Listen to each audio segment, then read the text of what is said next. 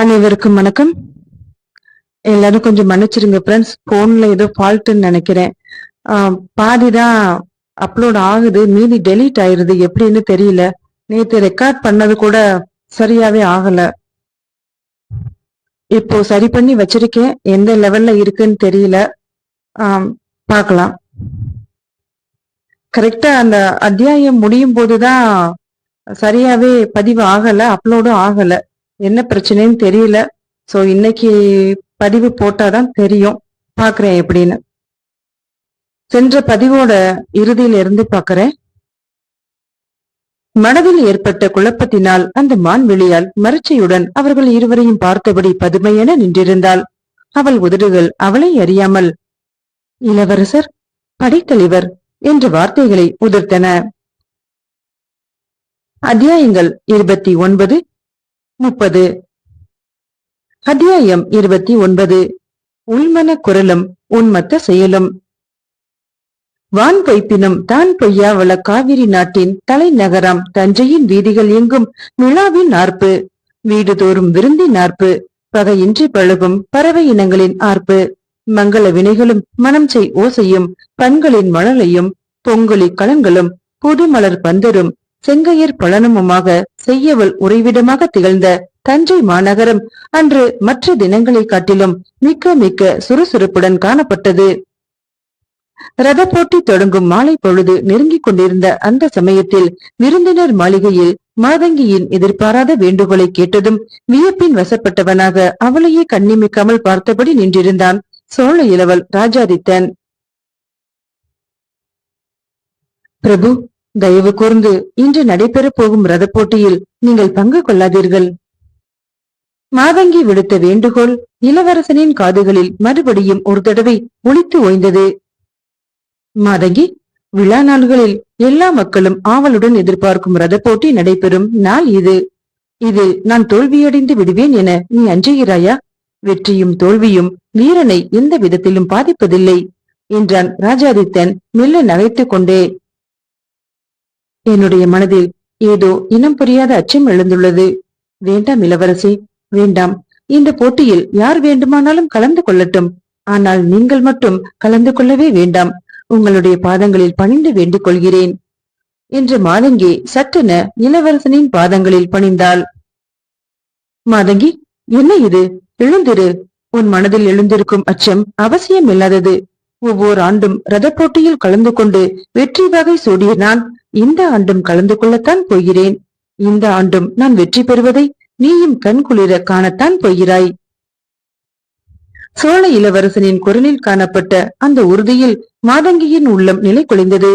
வேறு பக்கமாக முகத்தை திருப்பிக் கொண்டு விழிகள் வடித்த கண்ணீரை துடைத்துக் கொண்டாள். மெதுவாக அவள் பின்புற தோள்களை கரங்களால் பற்றி தன் பக்கமாக திருப்பினான் ராஜாதித்தன். இதோ பார் மாதங்கி, மனதை போட்டு குழப்பிக் கொள்ளாதே. நீ நினைப்பது போல இன்றுடன் என் ஆயுள் முடிய வேண்டும் என்ற விதி இருந்தால். சற்றென்று ராஜாதித்தன் வாயை தன்னுடைய தளிர் விரல்களால் தடை செய்து மேற்கொண்டு வெளிவர இருந்த வார்த்தைகளை நிறுத்திய மாதங்கி, அப்படியெல்லாம் சொல்லாதீர்கள் பிரபு. நீங்கள் நீடோழி காலம் வாழ வேண்டும் என்று நெகிழ்ந்த குரலில் சொல்லிக் கொண்டே அவன் மார்பில் அடைக்கலம் புகுந்தாள். சரி, நான் கிளம்புகிறேன். அந்த புறத்திற்கு சென்று அன்னையிடம் ஆசை பெற்றுக் கொண்டு போட்டி நடக்கும் இடத்திற்கு செல்ல வேண்டும். நீ அதற்குள் பல்லக்கில் போட்டி நடக்கும் இடத்திற்கு வந்து சேர்ந்துவிடு என்று அவளிடம் சொல்லிவிட்டு மெல்ல தன் அணைப்பிலிருந்து அவளை விடுவித்தான் ராஜாதித்தன். பிரபு, பிரபு என்று ஏதோ சொல்ல முயன்று சொல்ல வந்த செய்தியை சொல்ல முடியாமல் திணறிய மாதங்கி விருட்டென திரும்பி தன்னுடைய அறையை நோக்கி ஓடினாள்.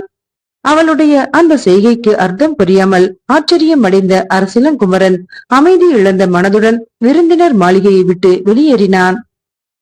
அறைக்குள் நுழைந்து பஞ்சனையில் சென்று பொத்தென்று விழுந்தவள், இறைவா, எப்படியாவது இளவரசரை காப்பாற்றிவிடு. சோழ இளவரசர் அன்பின் பிறப்பிடம். அவருக்கு அழிவு நேரக்கூடாது, அழிவு நேரவே கூடாது என்று புலம்பத் தொடங்கினாள். அதுவரையில் உறங்கி கிடந்த அவளுடைய உள்மனம் விழித்துக் கொண்டு அவளுடைய அப்போதைய நிலையை கண்டு நகைத்தது. மாதங்கி, ராஷ்டிரகூட மன்னரிடம் நீ சொன்ன வார்த்தைகளை மறந்து விட்டாயா? மிக ஆபத்தான பணியில் அடியெடுத்து வைத்திருக்கிறாய். சோழ மன்னருக்கோ அல்லது சோழ இளவரசருக்கோ உன்மேல் சிறிது சந்தேகம் ஏற்பட்டாலும் கூட அடுத்த கணமே நீ சித்திரவதைக்கு உள்ளாவது நிச்சயம். அறிவும் ஆற்றலும் அழகும் கொண்ட உன்னை இந்த பணிக்கு நான் தேர்ந்தெடுத்ததற்கு காரணம் என்ன தெரியுமா? எந்த சந்தர்ப்பத்திலும் சிந்தனை தெளிவுடன் செயலாற்றும் திறமை மற்ற ஒற்றர்களை காட்டிலும் உன்னிடம் மிகுதியாக இருப்பதால் தான் என்று மன்னர் கூறியதற்கு, அரசே, தாங்கள் என் மீது கொண்டிருக்கும் நம்பிக்கைக்கு பங்கம் ஏற்படாத வகையில் நான் நடந்து கொள்வேன். என் வலையில் சோழ இளவல் சிக்குவது உறுதி என்று சொன்னதை நீ அதற்குள் மறந்து விட்டாயா? இகழ்ச்சியுடன் எள்ளி நகையாடிய உள்மனதின் கேள்விக்கு உண்மையான பதிலை சொல்ல முடியாமல் திணறிய மாதங்கி உன்மத்தம் பிடித்தவளை போன்று எழுந்தாள். தான் பத்திரப்படுத்தி வைத்திருந்த விஷம் தோய்ந்த குருவாளை வலக்கையில் எடுத்தாள். அரசே, சோழ இளவரசரை ஏன் வசப்படுத்தி எளிதாக சோழ நாட்டை நீங்கள் அடிமைப்படுத்துவதற்கு ஆவண செய்துவிடலாம் என்ற அசைக்க முடியாத அகம்பாவத்துடன் இங்கு அடியெடுத்து வைத்தேன். ஆனால் நானும் பெண்தான். பெண்மைக்குரிய அணிகலன்கள் எனக்கும் உண்டு. காதல் உணர்வுக்கு நான் விதி விலக்கானவள் அல்லல் என்ற படைப்பின் இயல்புகளை இனம் கண்டு கொள்ளாமல் ராஜாதித்தரின் அன்பு ஊற்றில் அமைந்து விட்டேன். என்னால் இனி அதிலிருந்து மீளவே முடியாது. என்னை மன்னித்து விடுங்கள். குருவாளை ஏந்திய அவளது வழக்கரம் வேகமாக மேல் நோக்கி உயர்ந்த சமயத்தில் விருட்டென்று அந்த அறைக்குள் நுழைந்த மலர்விழி பாய்ந்து சென்று மாதங்கியின் கரத்தை இறுக பற்றி கொண்டாள். கோபத்துடன் மலர்வெளியை முறைத்து பார்த்தாள் மாதங்கி. என்னுடைய அனுமதி இல்லாமல் என் அறைக்குள் நீ எப்படி நுழைந்தாய், ஏன் நுழைந்தாய் என சீறினாள். உயிருக்கு ஆபத்து ஏற்பட்டிருக்கும் இந்த சமயத்தில் உத்தரவை பெற்று உள்ளே வர முடியுமா என்று கேட்டாள் மலர்விழி. உயிர், இனி இது இருந்தாலும் ஒன்றுதான், இல்லாவிட்டாலும் ஒன்றுதான் என குமரினாள் மாதங்கி. உங்கள் மனம் குழம்பி கிடக்கிறது, அமைதி அடையுங்கள் என மலர்விழி கூறினாள். உன் பெயர் என்னவென்று சொன்னாய்? மலர்விழி, அதுதானே உன் பெயர்? ஆம். மலர்விழி, என்னுடைய நிலையில் நீ இருந்தாலும் இந்த முடிவுக்குத்தான் வருவாய். அலையிடைப்பட்ட அகல் விளக்காக அகப்பட்டு கொண்டு அல்லலுறும் அவல நிலை எனக்கு என கூறிவிட்டு விம்மினாள் மாதங்கி. அவளது உண்மையான மனநிலை மலர்விழிக்கு புரிந்தது. அப்படி புரிந்ததால் அவள் மீது சந்தேகப்பட்டு தன்னை அங்கு வேவு பார்க்க அனுப்பிய வெள்ளங்குமரனின் மீது அவளுக்கு அடங்காத கோபம் ஏற்பட்டது. உங்கள் கவலை அர்த்தமற்றது என்று நான் சொல்ல மாட்டேன். ஏனென்றால் ரத போட்டியில் பங்கு கொள்ள இருந்த புறவிகளுக்கு யாரோ மூவர் வெறியூட்டும் பச்சிலை மருந்தை கொடுக்க திட்டமிட்டு வந்தார்களாம். அவர்களை படைத்தலைவர் வெள்ளங்குமரன் சிறைப்படுத்தி பாதாள சிறையில் அடைத்து விட்டாராம். மக்களிடையே இன்று காலை முதல் இதே பேச்சுதான் அடிபடுகிறது. நல்ல வேளையாக போட்டியிலே பங்கு கொள்ளும் யாருக்கோ ஏற்படவிருந்த ஆபத்து களையப்பட்டு விட்டது என்று சற்று உள்ளடங்கிய குரலில் கூறினாள் மலர்விழி. அவள் சொன்னதை கேட்டதுமே மாதங்கியின் முகத்தில் மகிழ்ச்சியும் திகைப்பும் மாறி மாறி தோன்றி சிவந்த கன்னங்களில் வர்ணஜலம் காட்டின. அதை கவனிக்காதவள் போல கவனித்த மலர்விழி தனக்குள்ளாக நகைத்து கொண்டாள். குருவாளை மாடப்பிறையில் வைத்துவிட்டு வந்தாள் மாதங்கி. மலர்விழி, இன்று ரத போட்டி நடக்கப் போகிறதே, நீ பார்க்க வேண்டாமா? நீ வீட்டிற்கு போய்விட்டு ரத போட்டி நடக்கும் இடத்திற்கு வந்துவிடு. வாயில் காவலர்களிடம் சொல்லி எனக்கு பல்லக்கு வருவதற்கு ஏற்பாடு செய்துவிட்டு போ. நானும் ரத போட்டி நடக்கும் இடத்திற்கு வரப்போகிறேன் என்றாள் அவசர குரலில். சரிம்மா, அப்படியே செய்கிறேன் என்று சொல்லிவிட்டு 2 அடி எடுத்து வைத்த மலர்விழி எதையோ நினைத்து கொண்டவளாக மாதங்கியின் பக்கம் திரும்பினாள். நான் சென்ற பிறகு நீங்கள் மறுபடியும் என்று சந்தேகத்துடன் இழுத்தாள். சேச்சே, அப்படியெல்லாம் செய்ய மாட்டேன், நீ கவலைப்படாமல் போ என்று சிரித்தாள் மாதங்கி. மலர்விழி அறையை விட்டு வெளியே சென்றதும் கதவு வரை வந்து அவள் சென்று விட்டாள் என்பதை நிச்சயம் செய்து கொண்ட மாதங்கி அடுத்த கணம் துரிதமான நடவடிக்கையில் இறங்கினாள். அறைக்குள் பஞ்சனைக்கு கீழே யாருக்கும் தெரியாமல் மறைத்து வைத்திருந்த பிள்ளையை எடுத்து திறந்தாள். அதற்குள் ராஜாதித்தன் அவளுக்கு அளித்திருந்த ராஜமுத்திரை இருந்தது. அதை எடுத்து தன் இடுப்பிற்குள் மறைத்து வைத்துக் கொண்டாள். சோழ இளவரசனுக்கு ஓலை ஒன்றை எழுதி பஞ்சனையின் மேலே வைத்தாள். பிறகு விரைவாக வாயிலை நோக்கி நடந்தாள். மாளிகை வாயிலில் நின்றிருந்த காவலர்களை அழைத்தாள். அவர்கள் ஓடி வந்தனர். என்ன, பல்லக்கு வந்து விட்டதா? அவசர குரலில் அவர்களிடம் வினவினாள். சொல்லி அனுப்பிவிட்டோம், இதோ வந்துவிடும் அம்மா என்றான் ஒருவன். முழு சோம்பேறிகள், பல்லக்கு எப்போது வந்து நான் போட்டி நடக்கும் இடத்திற்கு செல்வது என்று அழுத்து கொண்டவள், நான் நடந்தே போய்கொள்கிறேன். என் அறைக்குள் எவரையும் நுழைய அனுமதிக்காதீர்கள் என சொல்லிவிட்டு அவர்களுடைய பதிலை எதிர்பார்க்காமல் வெளியே நடந்தாள் மாதங்கி. இளவரசருக்கு தெரிந்தால் எரிந்து விழுவாரோ, அவர் வந்து கேட்டால் என்ன பதில் சொல்வது என்று புரியாமல் வாயில் காவலர்கள் விழித்தனர். மாதங்கி மாளிகையை விட்டு கிளம்பிய அதே சமயத்தில் அரண்மனையின் அந்த புறத்தில் தன் அன்னையிடம் ஆசி பெற்றுக் கொண்டிருந்தான் ராஜாதித்தன். தாயே, இந்த வருடமும் நான் ரத போட்டியில் பங்கு கொள்ளப் போகிறேன், எனக்கு ஆசி கூறுங்கள் என்று அன்னையின் பாதங்களில் பணிந்தான் சோழ இளவல். இறை அருளால் அனைத்தும் நினைத்தபடியே கைகூடும் என்றார் அரசியார். எழுந்து நின்ற இளவரசன் வியப்புடன் அவரை நோக்கினான். தாயே, நான் போட்டியை பற்றி கூறினேன். அவன் குரலிலும் வியப்பு படிந்தது. நான் உன் திருமணத்திற்கும் சேர்த்தே ஆசை கூறினேன் என்று சிரித்தார் கோக்கிழான் அடிகள். தாயே, நான் வந்து என்று வார்த்தைகளை நின்று விழுங்கினான் ராஜாதித்தன். ராஜாதித்த, நீ விருந்தினர் மாளிகைக்கு அழைத்து வந்து தங்க வைத்திருக்கும் அந்த பெண்ணை நாளை இங்கு அழைத்து வா என்றார் நிதானமான குரலில் அரசியார். அதை கேட்டு சிந்தனையில் ஆழ்ந்தான் ராஜாதித்தன். எல்லாம் அந்த வெள்ளங்குமரன் செய்த வேலை. இருக்கட்டும், போட்டி முடியட்டும், பிறகு வந்து அவனை கவனித்துக் கொள்கிறேன் என்று முணுமுணுத்தன ராஜாதித்தனின் உதடுகள். அத்தியாயம் 30. வெற்றியும் வேதனையும். குணதிசை தோன்றி கார் இருள் சேர்த்து குடதிசை நோக்கி தன் பயணத்தை தொடர்ந்து கொண்டிருந்த கதிரவனின் பொன்னிற கதிர்கள் பொன்னிவள நாட்டின் பொங்கலில் தோற்றத்திற்கு ஈடு இணையே கிடையாது என பறைசாற்றி கொண்டிருந்தன. கழுநீர் ஆம்பல், இதழொடியாத குவளை, அரும்பாக இருந்து சுரும்பு ஒழிக்குமாறு கட்டவிழ்ந்த தாமரை ஆகிய நீர் பூக்களுடன் வயல் பூக்களின் மனதையும் கலந்து வீசிய தென்றல் காற்று அடுத்தாற் போல நடைபெற போகும் ரத போட்டியினால் எழப்போகும் புழுதி மண்டலத்தில் தன்னுடைய மென்மை தன்மைக்கு மாசு ஏற்பட்டு விடுமோ என ஐயுற்று ஓடி ஒளிந்து கொள்ள இடம் தேடி மாலை தாமத்து மணி நிறைத்து வகுத்த கோல சாளரங்களில் புகுந்து கொண்டிருந்தது. கோட்டை மதிலுக்கு வெளியே ரத போட்டி நடக்க போகும் இடத்திற்கு சோழ சக்கரவர்த்தி பராந்தகர் பட்டத்து யானையின் மீதேறி மங்கள வாத்தியங்கள் இடையராது தொடர்ந்து ஒலிக்க வந்து சேர்ந்த போது அவருடைய வருகையை எதிர்நோக்கி அங்கு கூடியிருந்த மக்கள் சோழ சக்கரவர்த்தி வாழ்க வாழ்க என்று வாழ்த்தொலி எழுப்பி உற்சாகத்துடன் அவரை வரவேற்றனர். இரு கரம் கூப்பி மக்களின் வாழ்த்து ஒளியை மனப்பூர்வமாக ஏற்றுக்கொண்ட மன்னர் பட்டத்து யானையில் இருந்து இறங்கி அங்கே அமைக்கப்பட்டிருந்த மேடையில் ஏறி ஆசனத்தில் அமர்ந்தார். அவர் வந்து சேர்ந்த சிறிது நேரத்திற்கெல்லாம் சோழ இளவரசன் ராஜாதித்தன் பூரண கவசம் அணிந்த தோற்றத்துடன் தன்னுடைய புறவியில் அங்கு வந்து சேர்ந்தான். சோழ இளவரசர் ராஜாதித்தர் வாழ்க வாழ்க! மக்கள் மகிழ்ச்சி குரலில் முழக்கமிட்டனர். புறவியை விட்டு இறங்கிய ராஜாதித்தன் மேடைக்கு கீழே வந்து நின்றான். மன்னர் ஆசனத்தை விட்டு எழுந்து நின்றார். பிறகு கணீர் என்ற குரலில் பேசத் தொடங்கினார். அன்பார்ந்த சகோதர சகோதரிகளே, ஆண்டுதோறும் இந்நகரில் விழா மிக சிறப்பான முறையில் நடைபெற்று வருவதையும் விழா நாள்களிலேயே மிக முக்கியமான நாளாக ரத போட்டி நடைபெறும் நாள் கருதப்பட்டு வருவதையும் நீங்கள் அனைவருமே அறிவீர்கள்.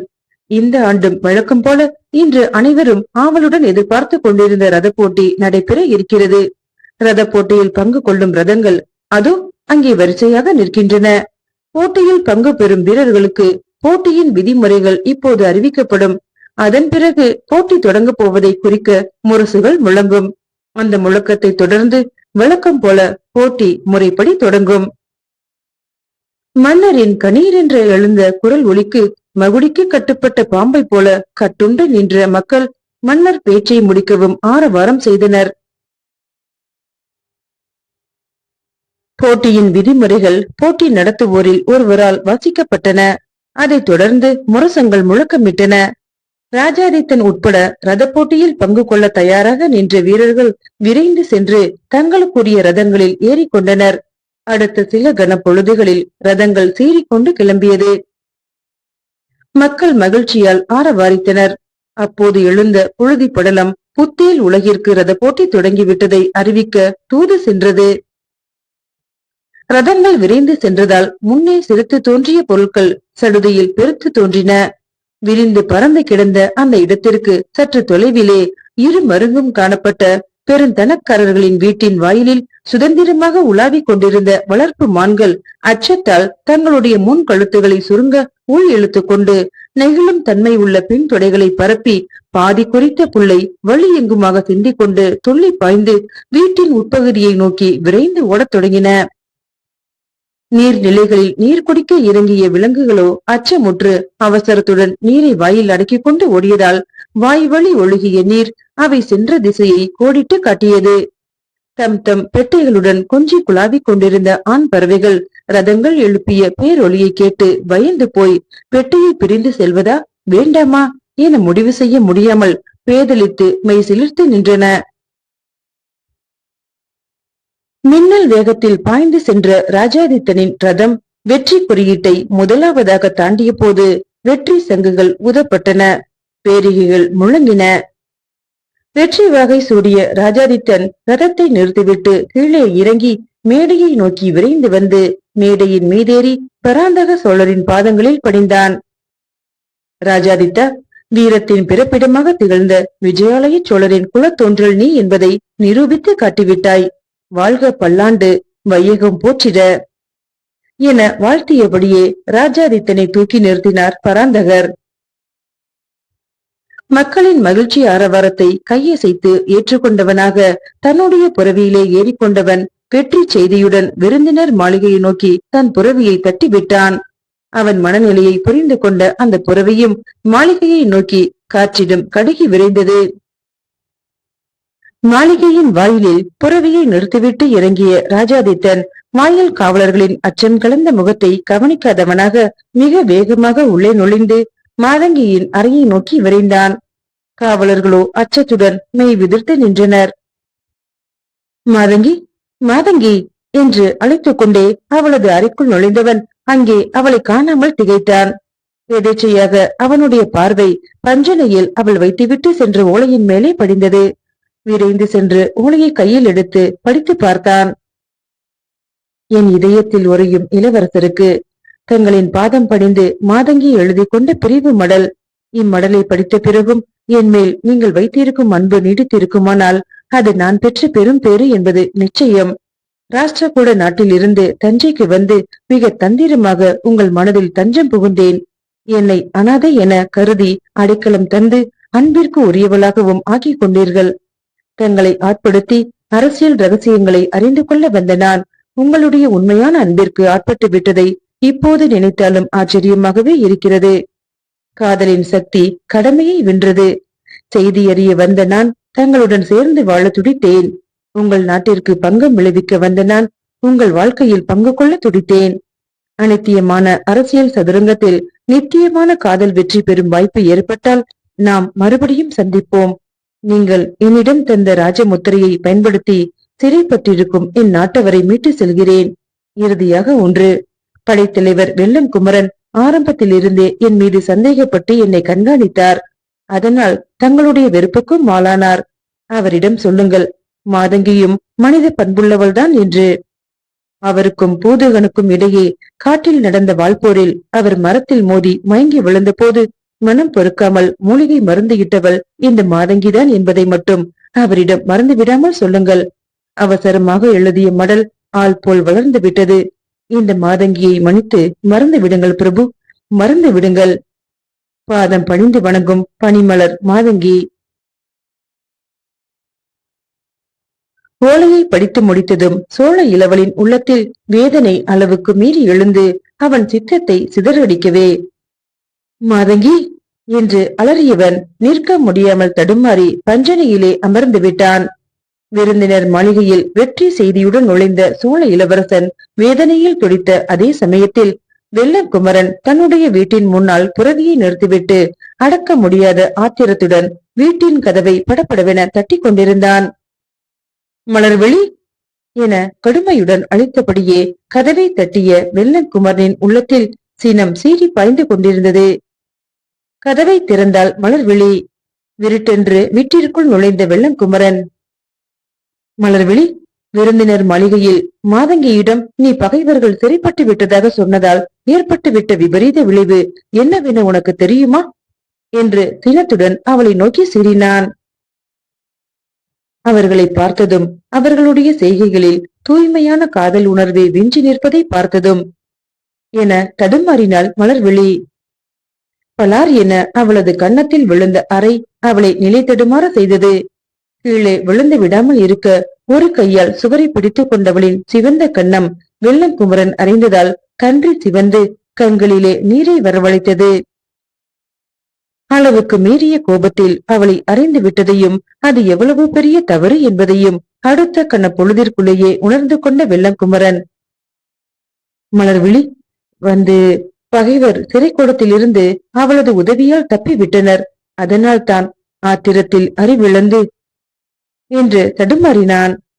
அந்த ஆண்மையின் வேகத்திற்கு முன்னால் பெண்மை மலர்ந்து விரிந்து மனம் வீசத் தொடங்கவே, பிரபு என்ற ஒற்றை சொல் மட்டுமே அவளுடைய உதடுகளிலிருந்து உதிர்ந்தது. அவள் அருகில் சென்று குனிந்து கிடந்த அவளது முகத்தை நிமிர்த்தினான் வெள்ளங்குமரன். மலர்விழி, அரசியல் வாழ்க்கையை பற்றி அறியாத உன்னை இதில் ஈடுபடுத்தியது என் தவறுதான். சாவின் மடியிலே தலை வைத்தவள் சாகசமாக தன்னை சார்ந்தவர்களை விடுவித்துக் கொண்டு சென்று விட்டாள் என்றான் வெள்ளங்குமரன். அப்படியா? ரத போட்டியை தானும் காண வரப்போவதாக என்னிடம் கூட சொன்னார்களே என்று ஆச்சரியத்துடன் கேட்டாள் மலர்விழி. உன்னை அங்கிருந்து அகற்றுவதற்கு அவள் செய்த தந்திரம் அது என்றான் வெள்ளங்குமரன். ஏதோ கேட்பதற்காக வாயை திறந்த மலர்விழி புறவி ஒன்று வீட்டு வாயிலில் வந்து நிற்கும் ஒலி கேட்கவே வாயை மூடிக்கொண்டாள். இருவரும் வீட்டிற்கு வெளியே வந்தனர்.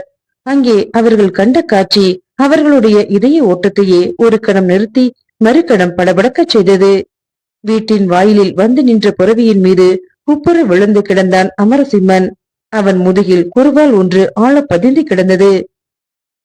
அண்ணா என்று வீறிட்டு அலறினாள் மலர்விழி. அச்சத்தை அறியாத வெள்ளங்குமரனின் உள்ளம் கூட அமரசிம்மனை அந்த நிலையில் கண்டதும் அச்சத்தின் பால் பட்டதால் திகைத்து போய் சில கனப்பொழுதுகள் கல்லாய் நின்று விட்டான் அவன். மீண்டும் நாளைய பதிவில் சந்திக்கிறேன். நன்றி.